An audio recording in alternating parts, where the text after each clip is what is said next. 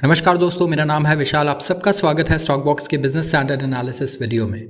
अगर आपको पसंद है बिजनेस न्यूज़पेपर्स के आर्टिकल्स का एनालिसिस, अगर आप डेली कुछ समय देना चाहते हैं जो दुनिया में चीज़ें हो रही हैं, फाइनेंशियल इवेंट्स, इकोनॉमिक इवेंट्स या फिर कुछ पॉलिसीज़ गवर्नमेंट की जो आपको इफ़ेक्ट करे आपकी लाइफ पर, जिसका इम्पैक्ट हो हमारी कंट्री पर हो, तो उनको हम डिस्कस करते हैं यहाँ पर।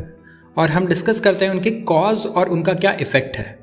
तो ज़रूर चैनल को सब्सक्राइब करें अगर आपको ये चीज़ें पसंद हैं। शुरुआत करते हैं पहले आर्टिकल से आज के, लेकिन एक और चीज़ हम डिस्कस करने वाले हैं आर्टिकल्स के साथ साथ। कमेंट सेक्शन में कल हमारे एक व्यूअर ने पूछा, हम डिस्कस कर रहे थे कि किस तरीके से इंडिया रशिया से काफ़ी सस्ता ऑयल, क्रूड ऑयल परचेज़ कर रहा है जो सऊदी अरेबिया से काफ़ी महंगा मिलता है हमें। तो यहाँ पर उन्होंने पूछा कि जब हमें ऑयल सस्ता मिल रहा है तो फिर ऑयल के जो प्राइजेज़ हैं हमारे पेट्रोल डीजल के, वो कम क्यों नहीं हो रहे।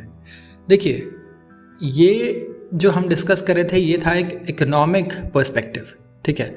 हमें रशिया से काफ़ी सस्ता ऑयल मिल जाता है। इसके अलावा भी आप देखें कि क्रूड ऑयल एक टाइम पे $120 पर बैरल चल रहा था, $140 पर बैरल चल रहा था, और एक टाइम पे सिर्फ $20-30 पर बैरल चल रहा था। लेकिन पेट्रोल के प्राइसेस जब बढ़ रहे थे, क्रूड ऑयल के प्राइसेस तो बढ़ गए, जब गिरने पे बात आई तो नहीं गिरे, है कि नहीं। तो आप हमेशा ऐसा देखेंगे। देखिए, ये जो है ये इकोनॉमिक कह सकते हैं एक टू एन एक्सटेंट जो इकोनॉमिक इवेंट्स है इस पर डिपेंड करता है, जो फाइनेंशियल इवेंट्स हो रहे हैं। क्रूड ऑयल का प्राइस एक्चुअली इंटरनेशनल मार्केट में जो क्रूड ऑयल का प्राइस चल रहा है उसका असर ज़रूरी नहीं है कि जिस प्राइस पे हम परचेज़ कर रहे हो पेट्रोल या डीजल उस पर हो। क्यों? क्योंकि गवर्नमेंट को जिस प्राइस पे परचेज़ करने वाली है या जिस प्राइस पे वो लेती है क्रूड ऑयल, सिर्फ वो कॉस्ट डिपेंड करता है कि सऊदी अरेबिया, ओपेक या इंटरनेशनल क्रूड ऑयल का प्राइस क्या है। हम जिस प्राइस पे लेते हैं ये डिपेंड करता है हमारे सेंट्रल गवर्नमेंट, हमारे स्टेट गवर्नमेंट, इन दोनों के ऊपर। इन दोनों के पास डिसीजन मेकिंग पावर होती है टैक्सेस पर। तो यूजुअली ये एक पॉलिटिकल डिसीजन होता है। अब देखिए, गवर्नमेंट चाहे तो पेट्रोल डीजल के दाम 40-50 भी कर ही सकती है, राइट, क्योंकि लोग बहुत खुश हो जाएंगे इससे। लेकिन इसके इकोनॉमिक इम्पैक्ट्स भी बहुत सारे हो सकते हैं। जैसे कि हो सकता है कि इन्फ्लेशन बहुत ज़्यादा बढ़ जाए ऐसा करने से। पेट्रोल डीजल आप सस्ता करेंगे, लोग कंजम्पशन बहुत ज़्यादा बढ़ा दें सामान के सस्ते होने से, राइट। एक चीज़ ये हो सकती है अचानक से अगर आप रेट कट इतना बड़ा कर दें तो। उसके अलावा आप देखें कि ये भी हो सकता है कि हमारे पास जो भी हम एक्सपेंडिचर करते हैं, हमारी आर्मीज़ हैं, हमारे जो गवर्नमेंट एम्प्लॉयज़ हैं जिनको हम पे करते हैं, फिर गवर्नमेंट की इतनी सारी स्कीम है जहां हम कैपिटल एक्सपेंडिचर कर रहे हैं, यहाँ पर हमें कटौती करनी पड़ेगी। तो जो पैसा गवर्नमेंट ग्रोथ में एक्सपेंडिचर करना चाहती है, इन्वेस्ट करना चाहती है, वो ऑफकोर्स वहाँ उन्हें सेक्रीफाइस करना होगा। तो जितनी भी गवर्नमेंट्स आई हैं, आप देखिए, कोई भी पार्टी हो, कुछ भी हो, हमेशा ये देखा गया है कि पेट्रोल के दाम घटते नहीं हैं। जब क्रूड ऑयल के प्राइस घट जाए तो बहुत ज़्यादा, लेकिन जब बढ़ते हैं तो वहाँ असर उसका ज़्यादा देखने को मिलता है। तो ये एक पॉलिटिकल रीज़न है, और आप कह सकते हैं कि हर एक जो भी आज तक रूलिंग पार्टीज़ आई हैं सब में यही रहा है कि वो ज़्यादा कम नहीं कर सकते इसके दाम। अब आते हैं हमारे आर्टिकल्स पे। तो सबसे पहले आज हम डिस्कस करने वाले हैं चाइना को। अब चाइना के लिए एक और बैड न्यूज़ आई है, और ये बैड न्यूज़ है उसके एक्सपोर्ट्स के बारे में। जी हाँ, अब देखें, जितने भी इकोनॉमिक डेटा आ रहे हैं चाइना के लिए वो बहुत ही ख़राब आ रहे हैं या फिर डिसअपॉइंटिंग आ रहे हैं। आप कह सकते हैं एक्सपेक्टेशंस जो हैं वो ज़्यादा होती हैं और हमेशा वो उनको फुलफ़िल नहीं कर पाते हैं। तो यहाँ पर चाइना के जो एक्सपोर्ट्स हैं वो थर्ड स्ट्रेट मंथ में, जुलाई में, कम हुए हैं। इसका रीज़न क्या है एक्सपोर्ट के कम होने का? ग्लोबल डिमांड ही वो कह रहे हैं कि कम हो गई है। और आप कह सकते हैं कि इम्पोर्ट्स हैं वो भी कम हुए हैं, क्योंकि यहाँ पर अब देखिए कि उनकी जो एग्जिस्टिंग डिमांड है वो भी कम हो रही है, प्लस उनके इंपोर्ट्स रॉ मटेरियल्स वगैरह के भी काफ़ी होते हैं। तो एक्सपोर्ट्स कम होंगे, जब बिकवाली कम होगी तो ऑफकोर्स वो परचेज़ भी कम करेंगे। तो आप देख सकते हैं यहाँ पर जो होप थी कि चाइना ग्रो करना शुरू कर दे, शायद ये फिर से लोग यहाँ डिसअपॉइंट हो गए हैं। और इनका ग्रो करना भी बहुत ज़रूरी है वर्ल्ड की ओवरऑल अगर आप देखें ग्रोथ के लिए, क्योंकि इन्हें कहा जाता है इंजन, पूरी दुनिया का इकोनॉमिक इंजन है ये। जिस हिसाब से ये ग्रो करता है अच्छा, तो ओवरऑल जीडीपी पूरी दुनिया की बढ़ती है और पूरी दुनिया में बिजनेस ज़्यादा होता है। तो यहाँ पर फिर निराशा हुई लोगों को, और यहाँ पे कई लोगों को ऐसे एक्सपेक्टेशंस थी कि क्या पता एक्सपोर्ट्स का डेटा इस बार बेटर आए। क्यों? क्योंकि यूएस का जो इकोनॉमिक डेटा है वो अच्छा है, जीडीपी ज़्यादा बढ़ी है, वहाँ कंजम्पशन बढ़ा है। तो जब वहाँ कंजम्पशन बढ़ता है तो ऑफकोर्स चाइना के एक्सपोर्ट्स बढ़ते हैं, क्योंकि चाइना सबसे ज़्यादा एक्सपोर्ट करता है यूएस को। तो ये एक चिंताजनक बात है, स्पेशली आप देखें जो चाइनीज़ पॉलिसी मेकर्स हैं उनके लिए रिकवरी आनी वहाँ काफ़ी ज़रूरी है। यहाँ पर देखें कि एक तो सबसे पहले तो देखिए इन्वेस्टर कॉन्फिडेंस, वहाँ के स्टॉक मार्केट को आप देखें, एक इंडियन स्टॉक मार्केट से आप कंपेयर करें, हम अभी लाइफ हाई के पास चल रहे हैं, वहाँ पर अभी कोई बायंसी नहीं आई है, स्टॉक मार्केट में कोई रिकवरी बहुत अच्छी नहीं देखी गई, इकोनॉमिक रिकवरी भी नहीं अच्छी आ रही है, प्लस गवर्नमेंट पॉलिसीज़ भी वहाँ कुछ ऐसी आई हैं जिसकी वजह से कंपनीज़ को बहुत दिक्कत हुई है। एंड ये डिक्टेटरशिप में रहने का एक बहुत बड़ा डिसएडवांटेज होता है, आप कह सकते हैं, जब एक ही इंसान के पास बहुत ज़्यादा पावर हो और वो अच्छे से अगर ना सोच पाए तो पूरी कंट्री को इसे झेलना पड़ता है। और यहाँ पर चाइना में ऐसा देखा गया जब उन्होंने टेंसेंट से लेके जितनी भी टेक कंपनीज थी, आप देखिए उनके ऊपर काफ़ी सारे इन्वेस्टिगेशंस लॉन्च कर दिए, उनके शेयर प्राइसेस 50% वहीं ख़त्म हो गए थे।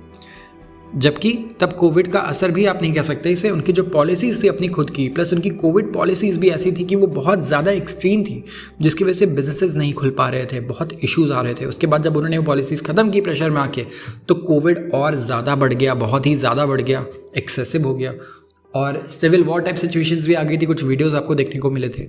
तो ये कह सकते हैं कि पॉलिटिकल ब्लंडर्स हुए हैं यहाँ पर, आप कह सकते हैं पॉलिसी मेकिंग में, और इसीलिए चाइना को और ज़्यादा झेलना पड़ रहा है बाकी कंट्रीज़ के अगेंस्ट। तो यहाँ पर देखिए ग्रोथ के जो एक्सपेक्टेशंस थे अभी हमें और थोड़ा वो डिले करने होंगे और देखना होगा कि आगे कुछ बढ़िया रिकवरी आती है या नहीं आती है। तो लेट्स सी। गवर्नमेंट पॉलिसी जो है उनका कहना है कि काफ़ी चेंज हुई है और स्पेशली हुई है प्रॉपर्टी सेक्टर पर, ठीक है, डिमांड बूस्ट करने के लिए नहीं। वहाँ के पॉलिसी एक्सपर्ट का कहना है कि जो इकोनॉमिक सिचुएशन है अभी भी बहुत चैलेंजिंग है और जो कह सकते हैं पॉलिसी है वो पॉलिसी लूजनिंग हो रही है, मतलब पॉलिसीज़ को लाइट किया जा रहा है, हल्का बेटर किया जा रहा है और कंड्यूसिव किया जा रहा है प्रॉपर्टी और क्रेडिट के लिए। तो वो आप देख सकते हैं कि वहाँ पर इस वक्त प्रॉपर्टी मार्केट को बूस्ट करने की कोशिश कर रहे हैं और इस तरीके से अभी कह रहे हैं कि अभी और ज़्यादा चैलेंजेस हैं उनके पास। तो यहाँ पर पूरी दुनिया में ब्राइट स्पॉट क्या बचता है फिर? सिर्फ एक कंट्री, वो है इंडिया। तो लेट्स सी इंडिया इसका फ़ायदा उठा पाता है यानी सिचुएशन का। ऑफ कोर्स काफ़ी उठा पाया है, हमारे पास रिकॉर्ड आप देख सकते हैं फॉरेन इन्फ्लोज आए हैं, चाहे हमारा स्टॉक मार्केट हो या फिर आप देखें हमारी कंपनीज़ हो, वहाँ पर भी अच्छा खासा हमें इन्फ्लो देखने को मिला है। तो ये है इसका एक बहुत बड़ा रीज़न। आते हैं अगले आर्टिकल पर। अब यहाँ पर कुछ छोटे छोटे आर्टिकल्स हैं जिनको हम डिस्कस करेंगे। सबसे पहले है US trade deficit narrows as imports at lowest since 2021। US के ट्रेड डिफिसिट काफ़ी कम हो गए हैं। ट्रेड डिफिसिट क्या होता है? डिफिसिट क्या होता है? जब आपका जो खर्चा है, ठीक है, वो ज़्यादा है आपके इनकम से, वो डिफिसिट होता है। और सरप्लस का मतलब आपका इनकम ज़्यादा है खर्चे से। तो एक्सपोर्ट इंपोर्ट में भी यही चीज़ है। आप देखें कि इनका जो डिफिसिट है ये कम हो गया, जो कि अच्छी न्यूज़ है। क्यों? क्योंकि इंपोर्ट मतलब खर्चा, क्योंकि आप पैसा पे करते हैं इंपोर्ट करने के लिए और पैसा आपको मिलता है जब आप एक्सपोर्ट करते हैं। तो इंपोर्ट कम हो गया, जिसकी वजह से 2021 में अगर आप देखें और आज को कंपेयर करें तो 2021 से लोएस्ट पर है अभी इंपोर्ट, ठीक है। तो यहाँ पे कंज्यूमर डिमांड भी मॉडरेट हो गई है, ठीक है। कंज्यूमर डिमांड वो एक्चुअली बढ़ाना नहीं चाहते, वो कम करना चाहते हैं ताकि इन्फ्लेशन कम हो सबसे पहले, क्योंकि इन्फ्लेशन कम करने का तरीका क्या है? कंजम्पशन को कम करना, कंजम्पशन डिमांड को कम करना। और यहाँ पर इसीलिए ये डेटा देखकर आई थिंक लोग इन्वेस्टर्स वहाँ पे अभी थोड़े खुश होंगे और अभी वॉच करेंगे क्लोजली कि वहाँ पे फेडरल रिजर्व आके क्या करती है। इसके बाद Japan's defence networks hacked by China. ये रिपोर्ट आई है कि चाइनीज़ मिलिट्री हैकर्स ने गेन कर लिया था क्लासिफाइड डिफेंस नेटवर्क का एक्सेस जापान में इन द बिगनिंग ऑफ 2020। तो काफ़ी पहले हुई थी ये चीज़ और अभी ये मीडिया में रिलीज़ हुई है। वॉल स्ट्रीट टू पे hundreds in millions in WhatsApp cases. Wells Fargo और कंपनी दुनिया के सबसे बड़े बैंक्स में से एक है और BNP पैरिबस ऐसे, ये वो फर्म्स हैं जो पे करेंगे hundreds and millions of dollar penalties में for employees using unofficial communication जैसे कि व्हाट्सएप टू कंडक्ट बिजनेस।